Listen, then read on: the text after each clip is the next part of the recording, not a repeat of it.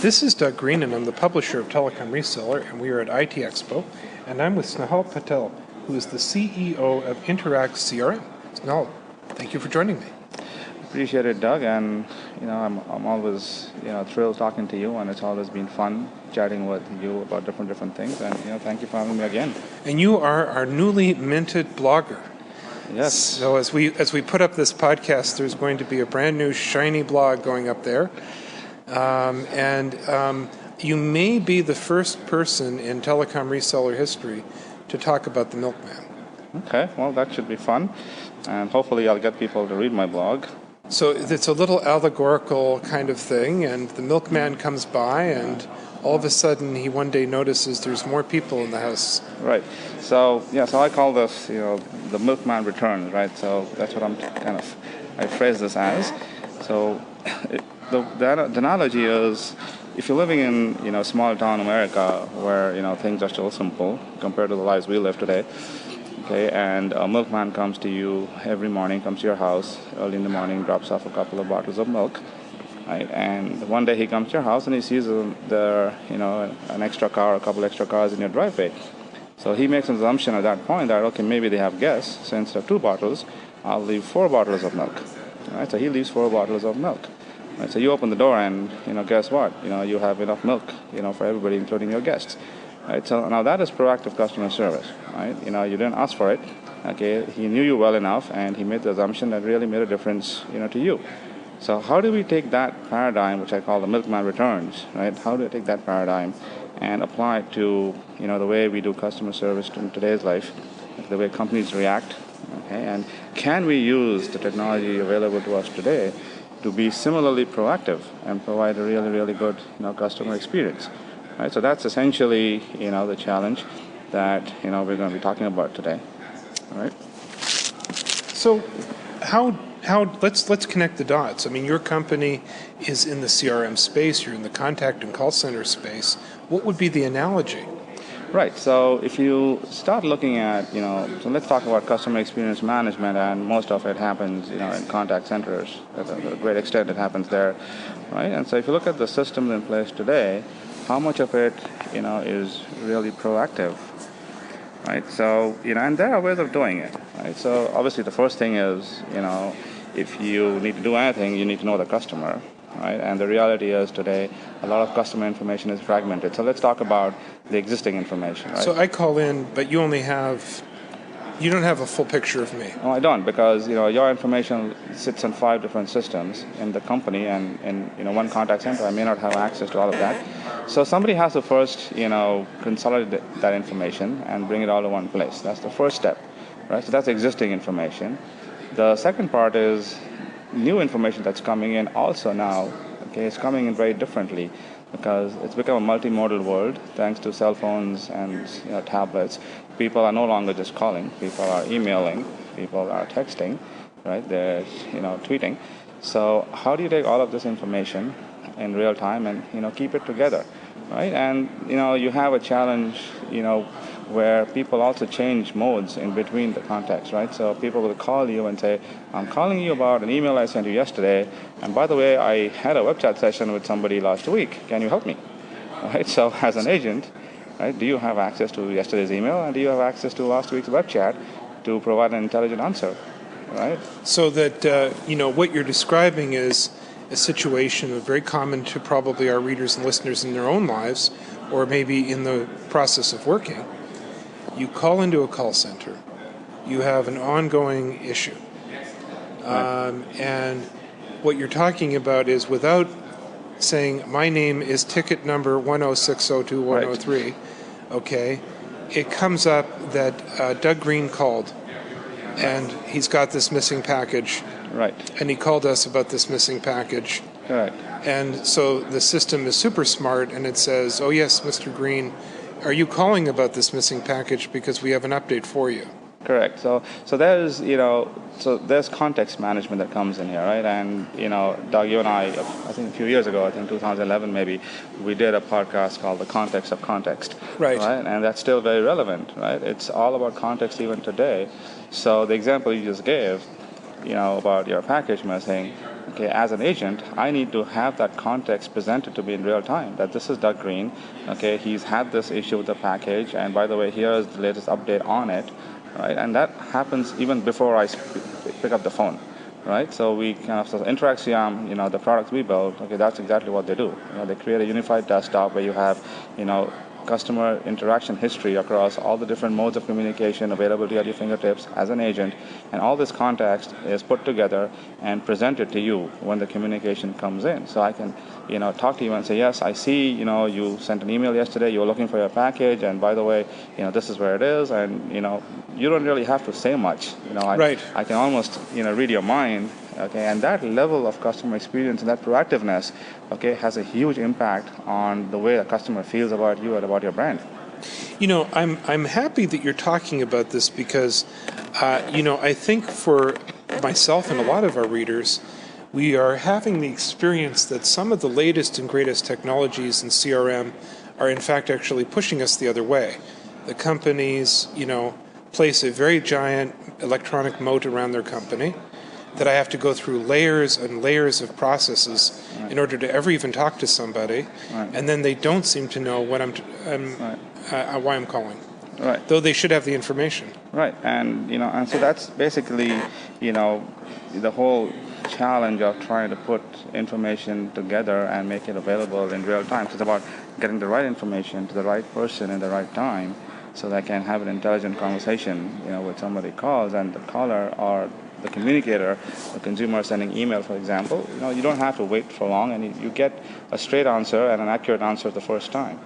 I sense that there's a conflict underneath, if we strip away all the layers of technology and also economics, that we have a bit of a conflict, that the things that are moving companies in that other direction towards actually less customer service they're hoping that you're not actually going to talk to one of their agents. And this, of course, drives down labor costs. So This is a huge concern, especially if that's not a profit center. It's not a sales area. And yet, at the same time, we seem to come to these shows and talk about technologies that should move us in the other direction. Right, and it's definitely a cost discussion for a lot of companies, and which is why they're trying to move people more towards self-service. Right? Yeah. And they just keep on pushing you that way. And the traditional self-service has always been the IVR. Yeah. And now people have got to a point where they refer to it as IVR hell. Right? It's like press 1 for this, press 2 for that. Then you go through second level, third level, at the fourth level you'll hear something like, "We're sorry, but we're closed right now. Please call us during normal business hours." Yeah. Right? So that's really. Now you hear the sound of someone's head exploding. Yeah. So that's really frustrating, right? So the IVR hell, so is what they call it. So so now the other way people are looking at this is saying, well, that's not working. People aren't feeling very good about it. So maybe we should start working on our website, okay, and try and push people to the website and make our website a little bit more proactive, a little better, so people get what they're looking for, without talking to somebody or without communicating with anybody. And if they have a problem, they can communicate, from the website. And that's where technologies like WebRTC, come into play, right? Because, with WebRTC, it becomes a lot easier for you to voice enable or video enable your website, if you will. They call it lighting up the website, for example, right? So you can actually have a button on your website which opens up a peer-to-peer connection with another browser, okay, and you can start doing a video chat or an audio chat, through your browser, as opposed to having to go through the hoops of, picking up a phone, going through an IVR, and this way you have a lot more, visibility and control over who you need to reach out to. Okay, so it's a lot faster and a lot more efficient process as well. So this technology is going to help, but I think and it's also going to bring the cost down for companies, okay, in terms of communication infrastructure cost. But the thing is, if you can get more and more people to do self-service to your web and do it effectively with an easy option to get additional help, right, then it'll reduce the cost. It'll probably increase your customer satisfaction as well. Let's thread the needle then. Let's find out what your company is doing with WebRTC. How are you leveraging this technology to deliver those solutions? Right. So what we've seen is that, people need video, and video is probably the biggest advantage here. And People need video sometimes, for a couple of reasons. One is, they feel comfortable, if they see somebody when they talk to them. Sometimes that happens, especially if you're in a premium customer range or somebody who's a concierge customer, right? And also sometimes you need video to explain your problem. So if you're trying to explain a problem with the device and you had video, you can show the device to the agent and say, okay, look, this is where the problem is, and it's a lot more effective than trying to explain it through audio or through text, right? So what we do is we have the ability in our products, when somebody is doing a text chat with an agent, we have the option to convert that into a voice chat or a video chat, and that uses WebRTC. So when you click video chat, for example, it creates a WebRTC session between your browser and the customer service agent's browser, and you have a direct line, video link, and you can actually do a video conference at that point. So that's how we can embed the WebRTC communication into it. At the same time, since it's all happening from within our product and our contact center, you are still able to track what's going on from a reporting perspective, and all this stays in one place, and you know exactly how to report on the customer interaction management and what's going on with your customer base and your agent base. Now, as you've been rolling out these WebRTC enabled solutions, who among your customers are buying them? I don't want to know names, but right. I'm kind of interested in the type of industries and circumstances. So this is something which I think plays well in a B2C place. Okay, a B2C place. So if you have companies that are dealing directly with consumers, okay, that is typically a good place for this. And having said that, okay, you might also have some B2B situations, okay, where, for example, you have a manufacturer of a complex product and their distribution network is being serviced, right, by this contact center. And since it's a complex product, they might have the need to actually show something on a video while they ask for help. Right. So you have both scenarios, but I think the B2C side is more prevalent. WebRTC is probably going to have a lot of uptake, on the consumer side, because people are going to get used to it over time. Okay, it's people are going to be using the WebRTC, to talk to friends and family. Right. It's not just about talking to companies for customer service. Contact center is one part of it, but there are a lot of other use case applications, for WebRTC. Right. And so I think any consumer-facing company is probably going to benefit from this technology. Before the podcast, we were sort of discussing this normalization process of how a technology goes from being very exotic, right, and what the hell is that, right, to all of a sudden this is just, we take it for granted. Second nature, right, and yeah, and that's part of evolution, right? Today, the example we're discussing was about turning on a light switch and expecting that the light will turn on. So you flip the switch and the light comes on. Now in today's world, we don't even think twice that will that happen or will it not happen? It's a given, right? Yeah. The probability of the light not turning on is probably 0.0000 something. Right, it's just given, right? We just expect, we hit the switch, we don't even care about it, right? So, as new technologies come about, okay, you will start seeing that a lot of things will become like that. Like, if you think about, the underlying technology on which, data travels, right? The internet and the connectivity to mobile phones. We had 2G, we had dial-up, then after that when mobiles came out we had 2G, GPRS and 3G, and now we have LTE, which are higher and higher speeds of connectivity to a mobile phone, right? And that has allowed us to do a lot more. Like a year and a half ago, I couldn't, handle a Skype call, from a mobile phone while I was driving. I needed Wi-Fi to do that. In countries like India, for example, even today that's true. Okay, you have to have Wi-Fi if you want to do an audio call. Forget about video call, but even audio call needs Wi-Fi. You cannot do it over a mobile network. In the U.S., that's not true. Over LTE, you can do just fine.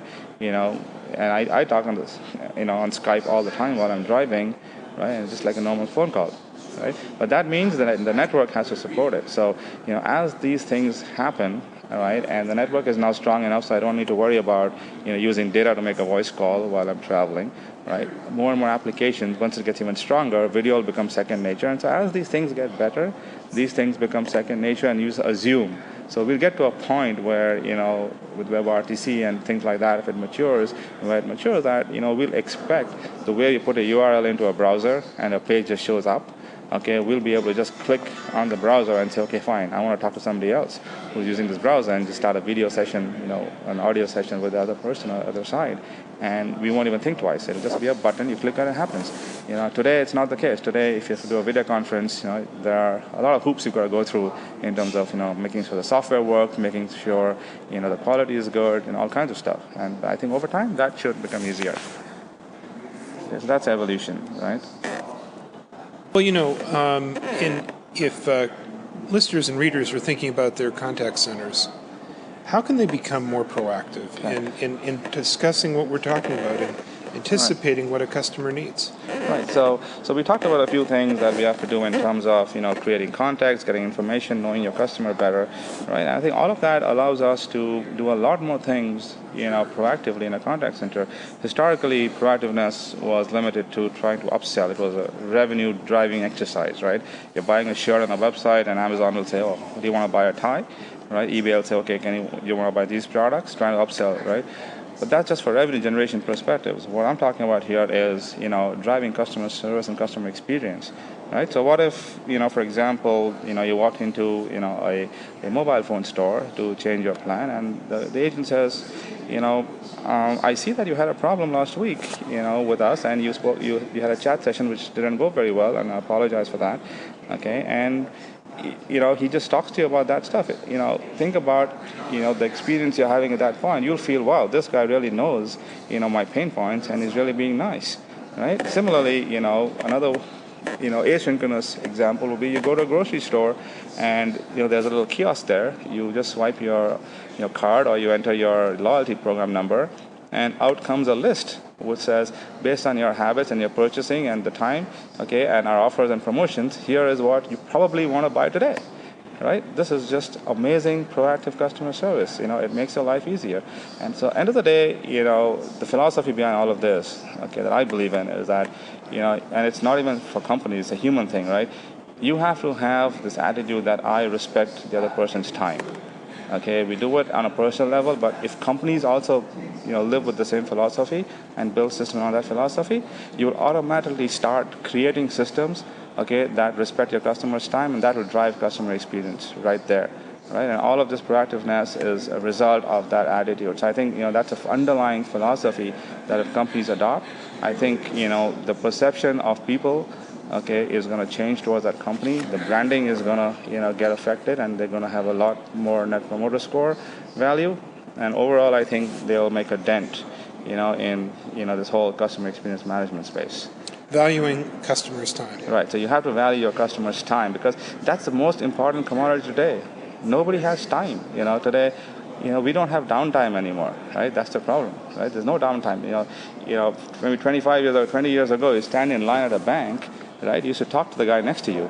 Today, you're on your smartphone. Every single person in line is doing something. There is absolutely zero downtime. Your brain is constantly doing something. You're constantly trying to take care of some business somewhere. So when you don't have time, and then the company wastes your time, be it on IVR or be it, asking you the same information 3 times, okay, you're not happy. So if you deal with that part of it, okay, you'll probably make customers very happy. Well, I hope those of you who are out there listening and reading, who preside over the contact centers that we all use, are listening, because I know that there's all these other considerations and labor and cost and profit, but I'm grateful that we have a leader who's discussing the need of the customer too, and hopefully that gets into the mix. Where can I learn more about InteractCRM? So InteractCRM's products are all listed on our website. So it's www.interactcrm.com. Okay, we've tried to explain the solutions as clearly as possible, and they're all listed there along with what they do functionally, right? And you can always reach out to us, through email, or even you can call us. And one thing I can guarantee you as a CEO is that we will be proactive. We will get back to you, and we will follow up and make sure that we will practice what we preach. You value your customers' time. Absolutely. Well, on that note, thank you very much for joining us today. Thank you so much, Doug.